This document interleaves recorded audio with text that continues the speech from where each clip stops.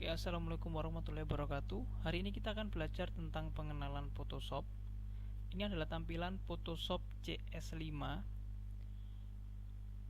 Untuk Photoshop versi lain, sebenarnya tampilannya tidak jauh berbeda. Mungkin ada perbedaan warna dan tata letak saja. Cuman kurang lebih hampir beberapa versi Photoshop yang terbaru itu tampilannya juga masih seperti ini. Ya, tidak jauh beda. Dan fungsinya pun masih sama. Kemudian di sini saya akan menjelaskan nanti berapa fungsi atau berapa tool di sini beserta fungsinya. Nanti teman-teman bisa pelajari lebih lanjut dengan praktek mandiri, karena untuk mempelajari Photoshop tidak cukup hanya teori, namun juga memerlukan praktek secara terus-menerus agar teman-teman bisa mahir untuk menguasai Photoshop. Oke, untuk yang langkah pertama kita akan membuat file baru. Untuk membuat file baru kita langsung ke file, kemudian new atau Ctrl N. Di sini kita bisa memberi nama filenya, misalkan latihan. Kemudian di sini ada preset. Preset di sini kita bisa memilih, misalkan di sini ada international paper yang isinya ada A6, A5, A4, A3 dan seterusnya. Kalau US paper itu ada liter, lager dan seterusnya. Kalau misalkan kita pilih custom, kita bisa menuliskan ukuran yang kita inginkan. Seperti itu. Nah, di sini satunya juga bisa kita ubah ya. Oke. Dan ukurannya ini juga akan mempengaruhi ukuran filenya nanti.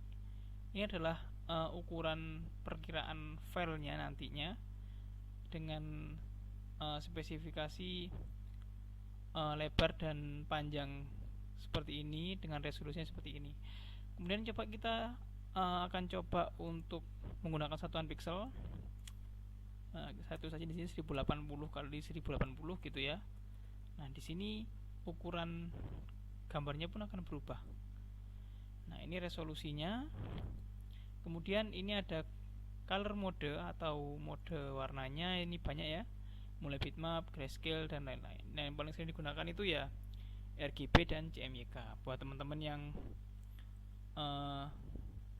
hanya digunakan untuk ditampilkan di sosial media dan lain-lain, teman-teman bisa pilih RGB. Tapi jika nanti filenya tujuannya untuk di print, disarankan untuk menggunakan CMYK, karena warna CMYK ini adalah warna yang digunakan di tinta printer seperti itu. Oke, misalkan kita pilih CMYK aja. Nah, ketika kita oke, nah ini adalah akan menjadi background dengan ukuran yang telah kita tulis tadi. Itu adalah cara untuk membuat file baru ya, jadi memulai dari nol seperti itu. Nah, selanjutnya saya akan mengenalkan beberapa tool ini. Tapi untuk mengenalkan beberapa tool yang di sebelah sini, kita langsung aja membuka sebuah gambar untuk sebagai contohnya. Jadi caranya kita tinggal file open aja ya. Kalau aplikasi Corel Draw kemarin, open hanya bisa digunakan untuk membuka file dengan format CDR. Tapi di sini kita bisa langsung membuka open walaupun formatnya JPG. Jadi tidak perlu membuat file baru kemudian import, tidak perlu. Di sini langsung bisa membuka gambarnya.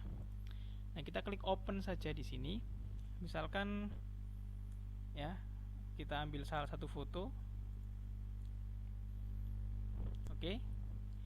Di sini ada foto. Nah, ketika foto ini ingin kita edit ya, teman-teman bisa buka dulu gembok yang ada di sini dengan cara klik kiri 2 kali, kemudian teman-teman oke. Nah, seperti ini. Kalau sudah dilepas ini, jadi dia tidak menjadi background lagi, tapi menjadi sebuah objek ya atau gambar. Oke. Untuk yang pertama di sini ada rectangular marquee tool, kemudian elliptical marquee tool dan lain-lain. Jadi untuk teman-teman yang ingin tahu nama dari toolnya, teman-teman bisa aja diklik kanan ya untuk memilih toolnya. Jadi di sini ada tool, dan di dalam tool ini ada pilihan tool-tool lagi ya. Jika diklik kanan dia akan muncul tool-tool seperti ini, tapi jika ingin dipilih saja dia cukup diklik kiri seperti itu. Oke, untuk yang pertama kita ada rectangular marquee tool. Ini gunanya untuk apa ya? Ini gunanya untuk menyeleksi. Jadi misalkan nih kita mau seleksi segini ya. Nah, kemudian kalau kita ingin mengambil bagian ini, kita bisa menggeret ya atau menggeser ya. Kita pilih dulu yang pas di mana, misalkan di sini. Kemudian teman-teman pilih ini ya. Selection tool ini kalau nggak salah namanya. Oh, sorry, namanya move tool ya. Oke, move tool. Kemudian teman-teman bisa pindahkan. Nah, seperti ini ya. Atau di delete dengan klik delete seperti ini. Nah, seperti itu. Jadi kita intinya di sini kita adalah menyeleksi, dan ingin diapakan yang ingin diseleksi itu sesuai dengan keinginan teman-teman. Seperti itu. Kemudian bagaimana dengan fungsi yang lain? Sama aja, bedanya dia hanya beda bentuk saja ya. Jadi kalau ini misalkan bulat, nanti kita bisa ambil dia dengan dalam bentuk lingkaran seperti itu. Untuk sebagai tambahan di sini, kalau misalkan teman-teman ingin kontrol Z lebih dari satu kali, itu adalah kontrol Alt Z ya. Nah, kalau di kontrol Z aja dia hanya pindah atau undo satu kali saja. Tapi kalau ingin undo beberapa kali, teman-teman di kontrol Alt Z seperti itu. Nah, seperti ini. Kemudian kita coba yang lain di sini ya, tool yang lain ada lasso tool, poligonal, dan magnetic. Di sini fungsinya mereka sama, jadi perbedaannya adalah cara penggunaannya saja. Oke. Nah, untuk menghilangkan ini, teman-teman cukup dikontrol D aja. Jadi kalau ingin membatalkan apa yang pernah kita seleksi atau yang sedang kita seleksi, teman-teman hanya cukup diklik Ctrl D ya, atau deselect namanya. Oke, kita coba lasso tool. Jadi kalau lasso tool seperti ini. Nah, dengan diklik tahan sampai ujung ketemu ujung, dia akan menjadi sebuah melakukan sebuah seleksi. Kemudian kalau poligonal lasso tool, ini diklik-klik aja. Nah, seperti ini. Akhirnya dia juga menyeleksi ujung-ujungnya ya. Kemudian ada magnetic. Nah, kalau magnetic seperti ini cukup diklik satu kali di sini misalkan ya. Nah, dia akan mencoba untuk mengikuti garis atau warna yang kontras ya. Jadi ini kan ada perbedaan antar warna yang di sebelah kanan dengan yang di sebelah kiri selection toolnya. Nah, dia akan otomatis mendeteksi warna yang berbeda ya. Nah, misalkan seperti ini ya contohnya, sampai dia ketemu ujung.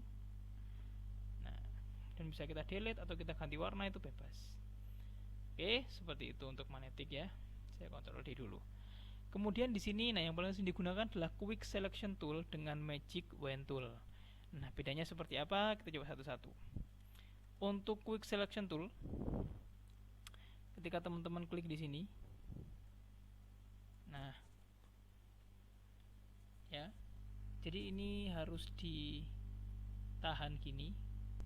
Nah, ketika ditahan seperti ini, dia akan secara otomatis mendeteksi warna-warna yang mirip dan kemudian akan mengikuti selectionnya. Nah, misalkan ini kelebihan, teman-teman bisa ditahan ALT nya. Nah, kemudian bisa ditahan lagi klik kirinya seperti ini. Ini sambil ditahan ALT ya, itu mengurangi. Kalau ALT nya saya lepas, dia tandanya jadi plus seperti ini untuk menambahi. Nah, ini pakai ALT. Oke, jadi fungsinya ini bisa menghapus background sehingga gambarnya bisa menjadi PNG atau mengganti warna background juga. Kemudian kita bisa delete misalkan ya, seperti ini. Kemudian kita sekarang kita akan coba untuk yang di sebelah kanannya, ya, sama. Nah, ketika diklik tahan dia akan kayak gitu. Misalkan saya klik tahan geser gini, nah maka dia akan menyeleksi mengikuti kursor dari mouse-nya ya. Tapi kalau misalkan dirasa kelebihan, teman-teman bisa dikurangi dengan tahan Alt seperti ini. Nah,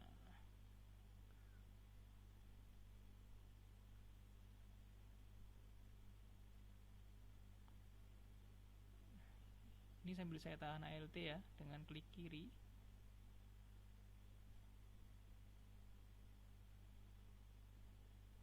Nah, misalkan seperti ini. Ini ada lagi yang kelebihan ya. Nah, kemudian kita bisa juga menghapusnya ya.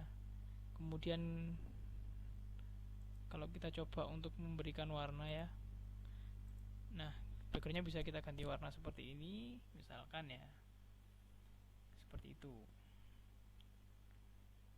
Kemudian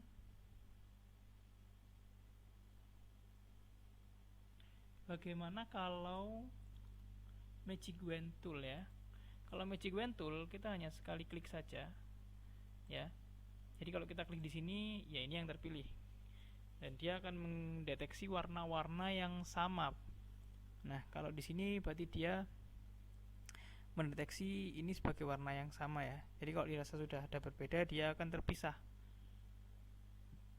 Nah, dia juga memiliki toleransi di sini. Misalkan kita buat 50 ya.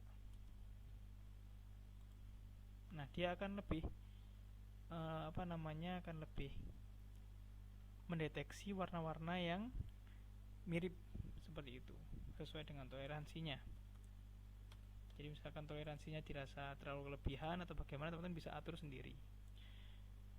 Nah, ini juga sama ya, semua fungsinya sama, kita menyeleksi. Nah, kalau di sini tujuannya kita akan membuat dia menjadi PNG, maka kita menghapus backgroundnya seperti itu. Nah, kemudian kalau di sini ada crop ya, ini namanya ya crop tool ya.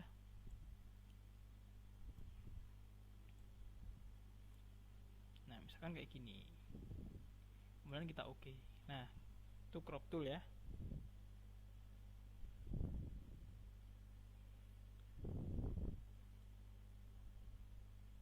Nah, jadi untuk selection tool materinya hanya sampai sini saja.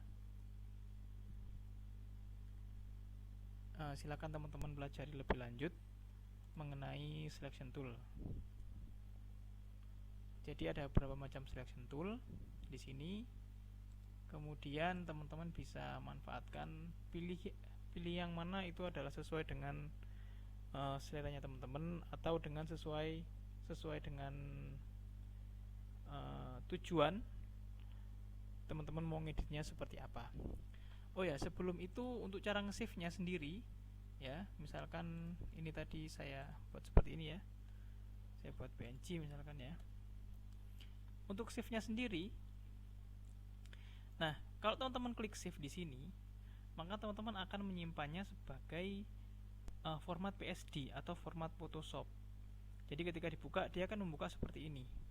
Dia akan membuka editan teman-teman yang teman-teman edit jika formatnya PSD.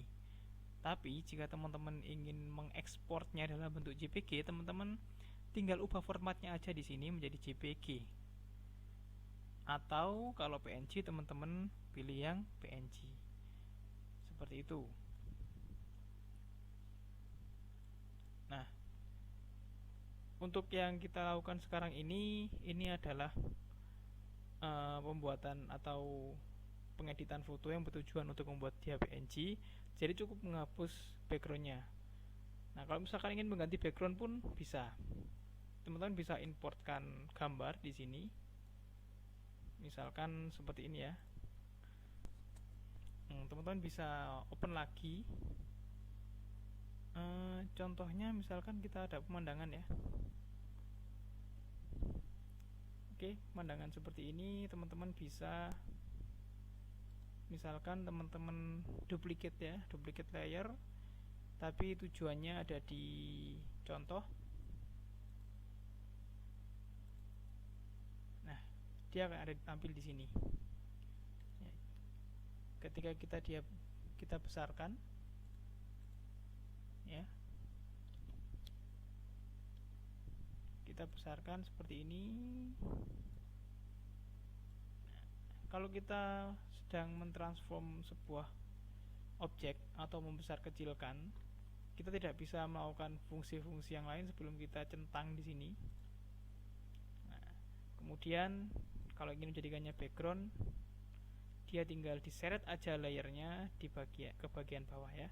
Jadi untuk tampilan layer ini dia akan menampilkan urut dari paling atas. Jadi kalau yang ini backgroundnya di atas, nah dia akan menutupi. Kalau di bawah dia akan menjadi sebuah background dari gambar itu sendiri. Seperti itu ya. Jadi untuk save-nya teman-teman kalau mau save format PSD atau nanti mau diedit lagi, teman-teman pakai PSD. Tapi kalau misalkan teman-teman ingin mengekspornya atau siap upload atau print, teman-teman pilih yang JPEG. Misalkan saya pilih ini JPEG, saya save. Kemudian ini kualitasnya maksimum aja, kita oke. Nanti teman-teman akan langsung ke pictures. Nah, ini adalah hasilnya ya. Nah, ini adalah hasil dari editan tadi ya. Ya, ini kurang rapi karena memang sebagai contoh saja. Oke, saya rasa cukup untuk pengenalan Photoshop. Silakan teman-teman pelajari terlebih dahulu untuk tool-toolnya. Teman-teman bisa juga coba tool-tool yang lain dulu. Kemudian teman-teman silahkan coba mengedit foto, bisa foto sendiri atau foto orang lain. Kemudian silahkan diganti backgroundnya untuk mempelajari materi tentang teknik seleksi seperti itu. Oke, kalau gitu saya akhiri untuk materi hari ini. Wassalamualaikum warahmatullahi wabarakatuh.